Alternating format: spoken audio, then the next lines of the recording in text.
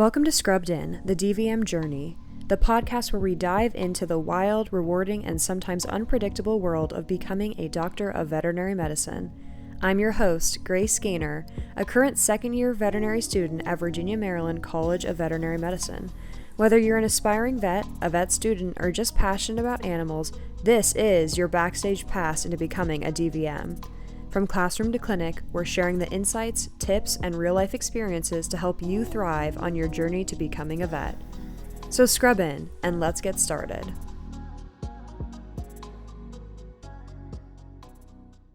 All right, welcome back to Scrubbed In. My name is Grace Gaynor, and today I am super excited to welcome a dear friend of mine. Her name is Brittany Reed, and she is a current first-year veterinary student at the Virginia, Maryland College of Veterinary Medicine. Brittany, thank you so much for being here today. Thank you for having me.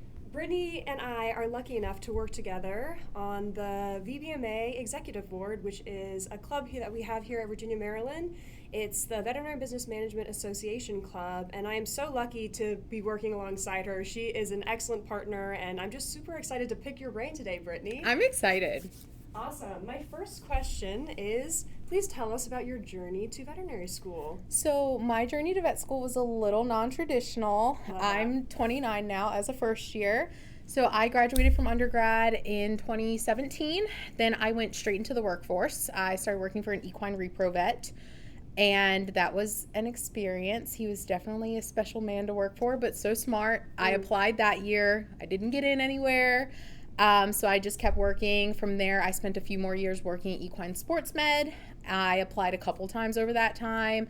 I was waitlisted once at Virginia, Maryland. And then I decided to pursue my master's after that. And I finished that in about a year. Reapplied because I chatted with Shelby here, and she said that's what I needed to get in. And so I decided I was going to reapply after that.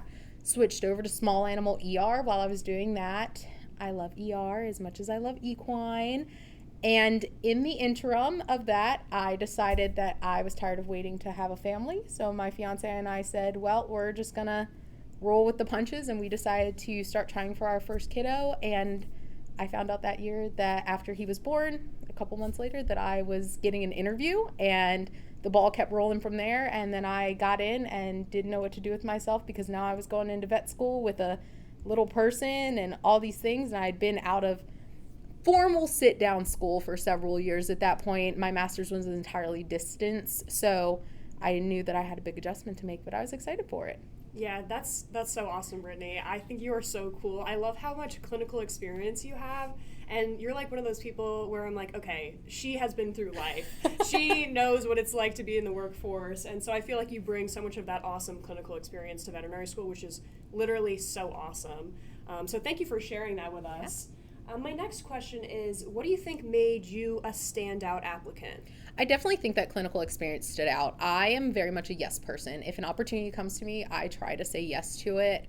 It really takes a lot for me to say no if it really just doesn't vibe with something. I think you can grow and learn from just about anything. So I think that really stood out on my application, that I didn't take those in-between application times to just say, well, I'm just going to stay in my comfort zone. I went and did new things. I learned new things. I got new certifications. I went and got my certification in equine massage. I just kept adding things to my name that built me as a better person. And I think that really stood out to the school, that I have the determination. If you let me in, I'm not going to disappoint the school by letting me in. I'm going to constantly better myself, and that's my goal.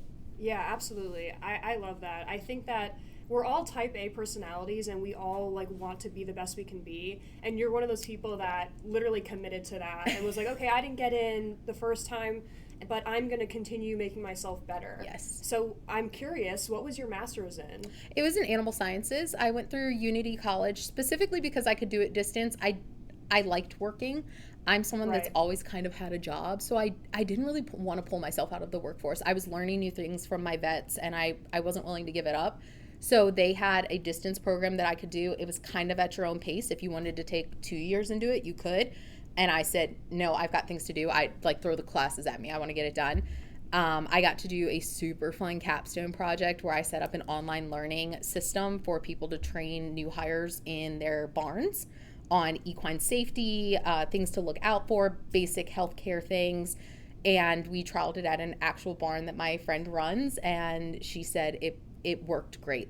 She had people in her barn that had never been around horses that took this mini course, and they left it feeling like they actually learned something and that they could confidently identify basic things in horses. You're colicky and uncomfortable, and that filled my cup so much because I was actually able to take something that I was learning and put it into a real world application. And I was just amazed at myself in that moment. So I just felt like if I can do that, then I can just keep doing things. There's no reason to stop learning. We're always learning every single day. I learn from everybody around me every single day. And if you have that mindset, you're going to get where you want to go. It might not be right when you want to, absolutely, but that's okay. I believe things happen for a reason. If things had worked out differently, my life would be so different if I had gotten in that first year. I'm a better person now than if I had gotten in 2017.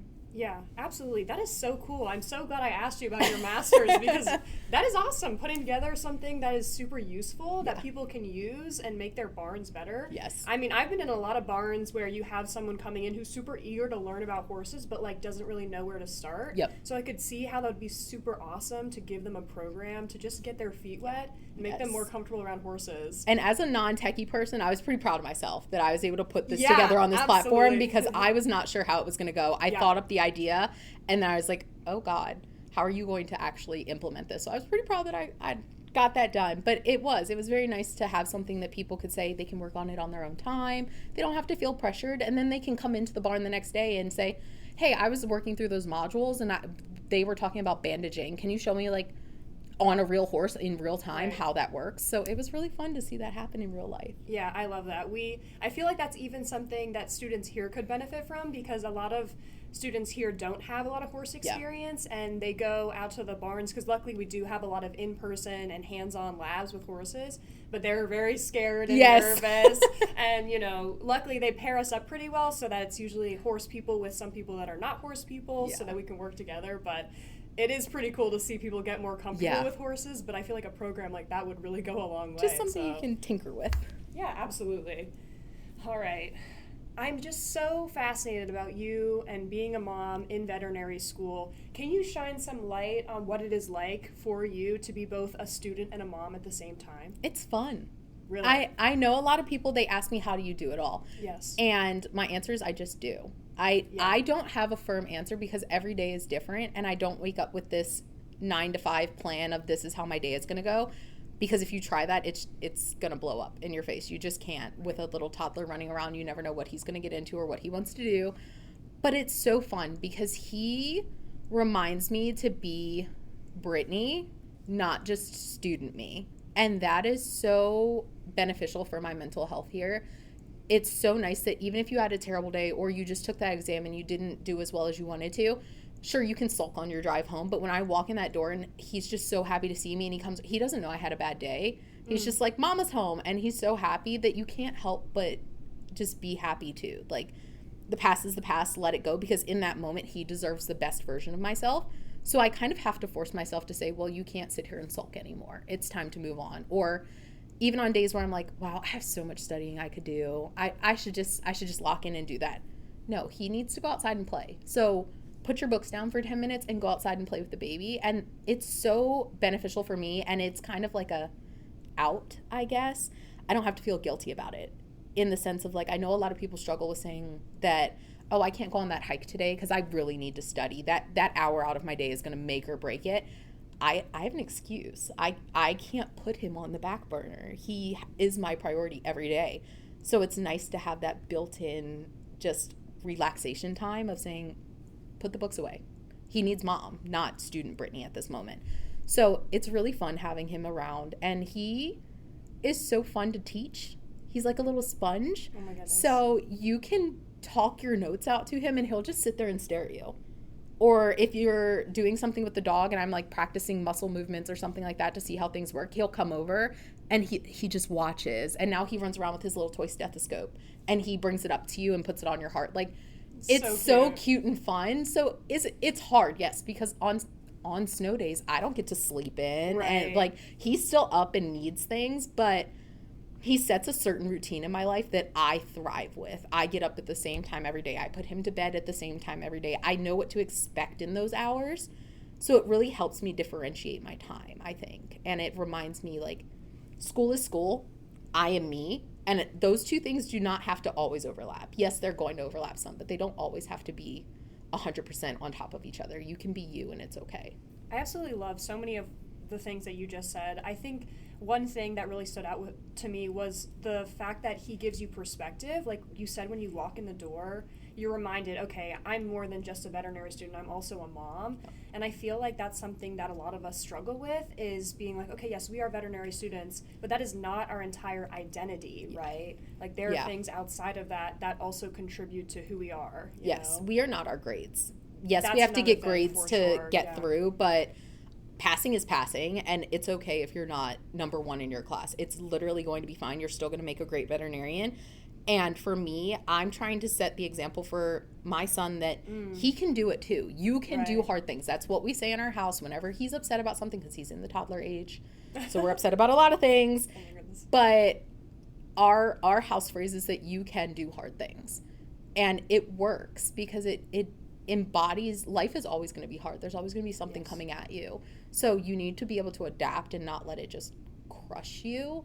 And that's what I want to be for him. I want him to see that, like, oh, mom had this dream and this goal, and, like, she still did it. Even though she had these other things and things kind of going against her, or there was an easier path. Of course, it would probably be easier if I just stayed in my technician role and worked and still got to hang out with animals, still got to do medicine, and never had to find the balance. But hard doesn't mean impossible, and hard doesn't mean you shouldn't do it. It just means you might have to adapt. I love that. I love that so much. And I also think it's so important, especially if you're talking about even pre-vet students or veterinary students, you know, you're basically teaching yourself and your son how to have a work-life balance right now, right? Like that's something that we need to practice in veterinary school, in college, because we're going to be faced with that same challenge when we go into the workforce. And if we don't start practicing those skills now, we won't be able to be successful as veterinarians, because we'll probably get burnt out. It's hard.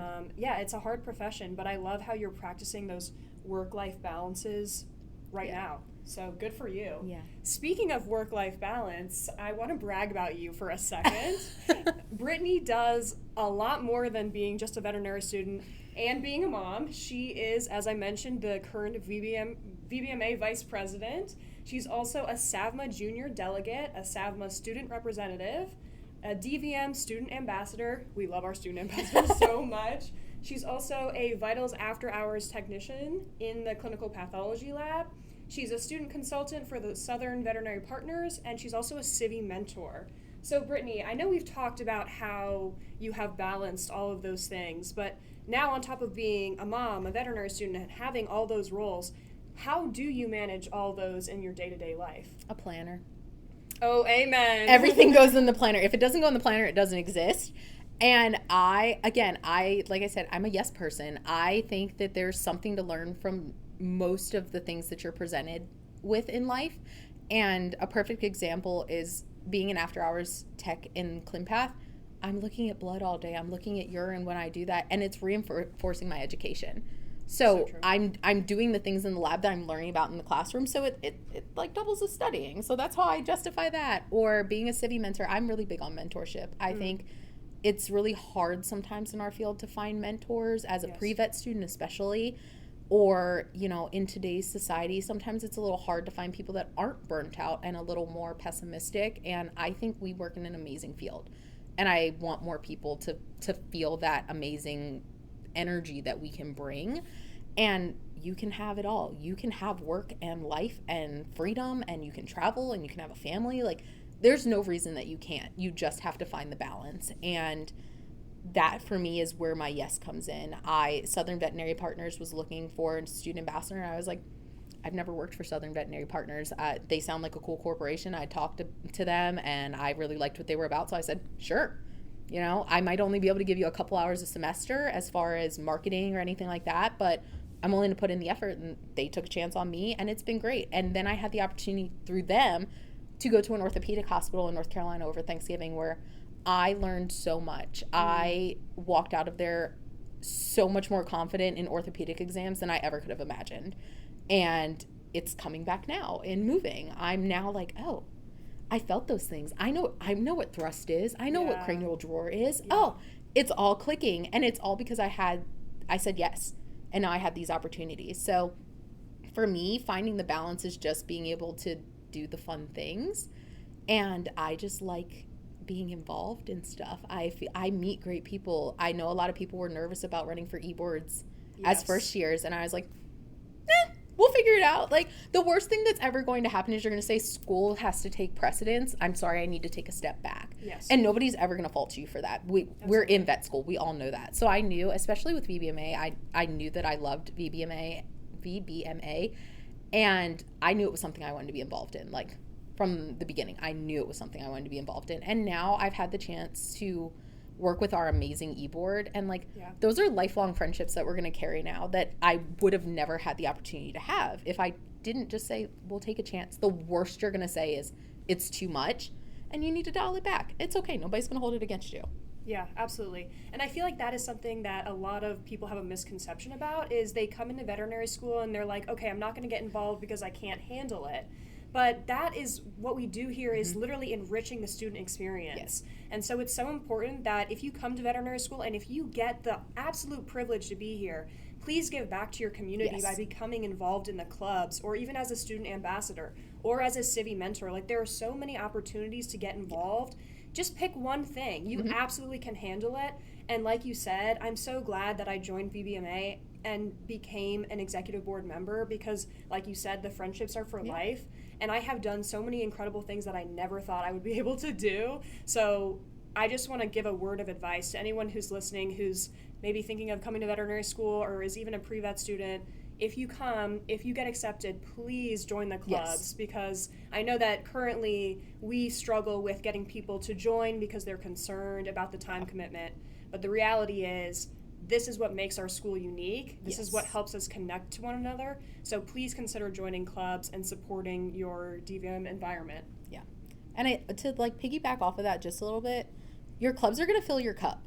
Absolutely. And you can't pour from an empty cup. So you have to do things that fill your cup in vet school, or else you're gonna hate it. It's not gonna be fun. It's hard. Yes. So it's okay to do the fun thing. It's gonna feed into you, which makes you a better version of yourself, so that you can go out and put the best version of yourself forward. Yeah. And if Brittany, who is a mom and a student and does everything else, can do it, you can do it too.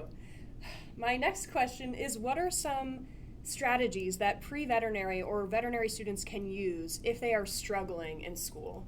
Find what works for you.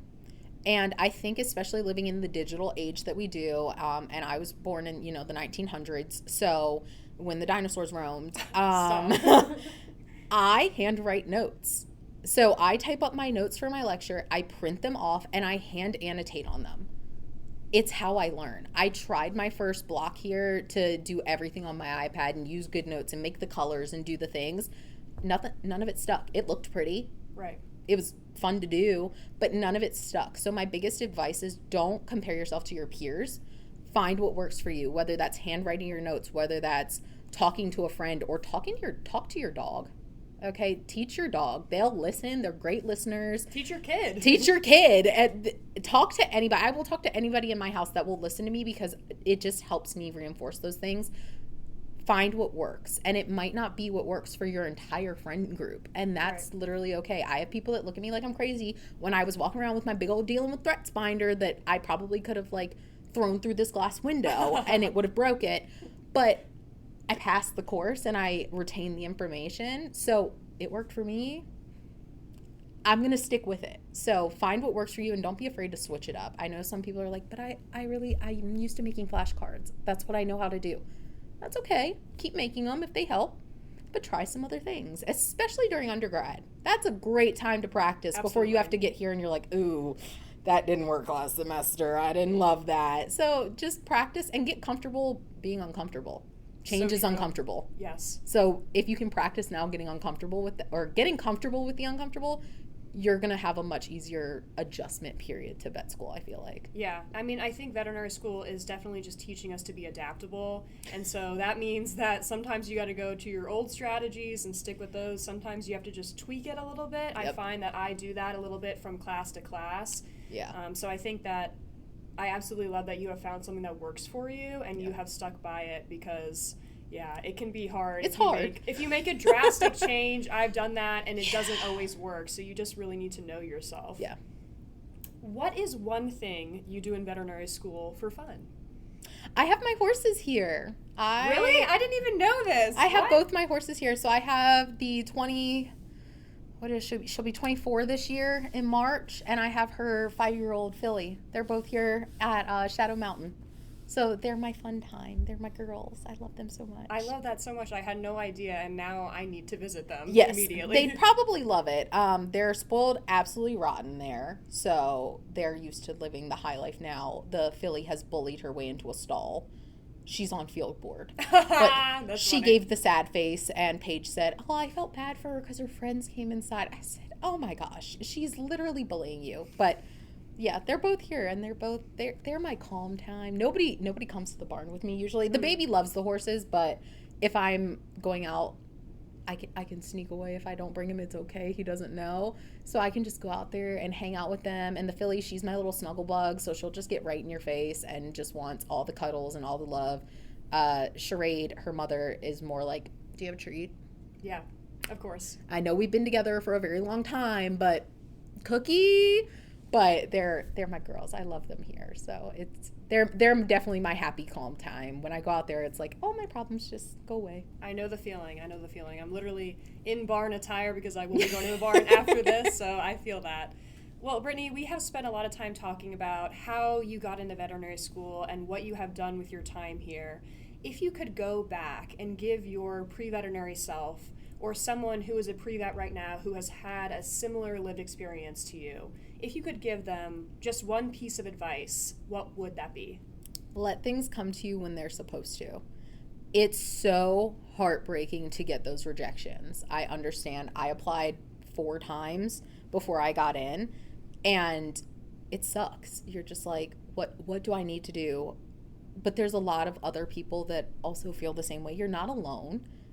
Cry about it. Take your moment. But then pick yourself up, and we're going to decide what we're going to do next. I give myself, when I have something happen that I don't like, I tell myself I can have 10 minutes to myself to like cry, be mad, feel my big feelings about it. And then I need to sit down and decide what I'm going to do next. And that has changed my outlook on things. I really don't sulk in my own like negativity now, because I give myself that moment to feel the things, because if we don't feel them, they're just going to build up. But Absolutely. Then it does me no good to feel those feelings if I'm not going to set a plan for myself. And that plan can be as simple as I'm going to do my application review, or I'm going to look over my essays and see if there was anything different, or I'm going to schedule that talk with a veterinarian to see what my next steps might be. You don't have to do anything drastic, but it's okay, and the time will come. Again, if I got in when I applied in 2017 for the class of 2018, I don't even know if I would have been successful in this program, to be honest. I was a very different person with a very different mindset than I am now, and I firmly believe everything in my life happened because I was supposed to be here now with the people that I'm with. So don't let it get you down. Don't let it stop your dreams. It's okay. I know it's expensive. Yeah. But take that, and again, be a lifelong learner. Take that opportunity to make yourself better. That rejection is not on you. It's just a chance to make yourself even better than you were before. Yeah, I think that's so rich. It's not on you if you don't get in, because it's unfortunately almost a numbers game. Like, there are so many qualified people who are trying to get into veterinary school. You are one of them, and you definitely belong. It's just whether or not you're going to get picked that year, honestly. So I love what you just said, too, about taking like 10 minutes to freak out. I do something similar. My mom calls it a 5-minute freak out, where I just freak out for 5 minutes or 10 minutes. And then I move on. Or like you said, start to develop a plan. And I love how you said even something simple, like what is the next right thing I can do in this situation? Because just feeling like you have a little bit of power, right, can really just get you moving again. Yeah, put you back on that right trajectory, because it's easy to snowball down the negativity path and then really get down on yourself, and then nothing in life is right all of a sudden from this minor inconvenience. But you can also snowball down the other way. You can change your mindset. And we had a whole talk about that at the VBMA national meeting, where he literally told us that you get a few seconds to literally flip the switch and change your mindset and go from negative to positive. Yeah. So being able to do that and say, nope, I don't want to go down that path. I'm going down the positivity way. I don't care if it means you have to go get yourself an ice cream cone and listen to music in your car and go for a drive. That's fine. Yeah. Just take that few minutes and think about it and move on, because life is going to keep happening. And vet school is not the end of the road for you. We are in a lifelong career. Yes. So 1 year of not getting in is not going to change your trajectory. We are in this for the long haul. We're going to be doing this for decades of our life. And so, okay, I didn't get in when I was 21 years old. I'm still going to be another year older next year. So I might as well reapply. The world doesn't stop spinning just because I didn't get in. Right, exactly. And I think it's so important because, and we've talked about this a lot today, like practicing skills right now that are going to help you as a veterinarian, because there are going to be situations where you need to flip the switch very quickly. You're in a euthanasia and then you have a puppy appointment. You need to be able to switch very quickly and say, okay, that really sucked, but now I'm going to move on to the next thing. And I think that everything you've explained really just falls in line with that. What is one thing you are looking forward to when you become a veterinarian? My biggest thing is honestly mentorship. My big perfect life goal, if I could have everything I wanted straight out of school, would be to open a clinic where I have small animal and large animal capabilities, surgical capabilities as well. And I want to take pre-vet interns, vet students. I want them to have a safe place to come and learn. Whether they just want to see what vet med is about, or they want to try out equine stuff, or they want to try out small animal stuff, or they just want to see what the day-to-day is. I desperately want to change the narrative that is the negativity in vet med. I don't care if it's one person's mind that I change. That's enough for me to show that our field is so full and rich with amazing people and so much knowledge, and I want to be able to contribute to that. I want to help build the next generation of veterinarians that are passionate and excited about our career, because I know our previous vets, a lot of them they're burnt out, they're tired, and they started to carve the work-life balance out, but they've been in it long enough that they're just tired of it. Our generation of vets coming out, we already know. So we have the opportunity to carve that out, set the precedent, and make the next generation so happy and excited, because it's an amazing field. I love this field, and I want to share that with other people, and I want them to see, like, not every clinic is that mean clinic with the mean doctor yelling at them and the clients that can't behave, and it's just chaos 24/7. You can have fun. You can laugh, you can joke with your coworkers, you can eat your lunch. I want that. That's what I want. I want a place where people come in and they say, wow, this is what I can have. Yeah, I absolutely love that for you, and please can I come work for you? No, but I think that's so important, because you're right. We have the opportunity to change veterinary medicine. We have an opportunity to change the narrative, and a lot of us are planning to do that, and it's really exciting to hear that dream, because I have a similar dream. Whether I may or may not own a practice, I hope to be that person, right? Like, I hope to be a positive influence. People are happy when you walk in and they say, Dr. Gaynor's on today. I'm going to make sure that I'm on the schedule. Right. Yeah, exactly. Well, Brittany, I've had literally the best time interviewing you today. I learned so much about you. I know we're friends already, but I feel like I learned all these new things about you. So thank you just for your candor and sharing everything so honestly. Of course. Where can people find you on social media? So I have an Instagram. It is Future Vet Bree. And then I also have a TikTok that is at Brittany Vet Med. Okay, I love that. Definitely follow her, guys. Well, my name is Grace Gaynor, and I had the absolute pleasure of interviewing Brittany Reed today, and we are Scrubbing out. That's a wrap for today's episode of Scrubbed In, the DVM Journey. Thanks for tuning in and being a part of our community of future vets and animal lovers. If you enjoyed today's episode, don't forget to subscribe, rate, and review. It helps others find the show and join the conversation. And if you have any questions or topics you'd love to hear about, feel free to leave us a comment. I'd love to hear from you. Until next time, keep scrubbing in, and remember, the journey to becoming a DVM is one step at a time.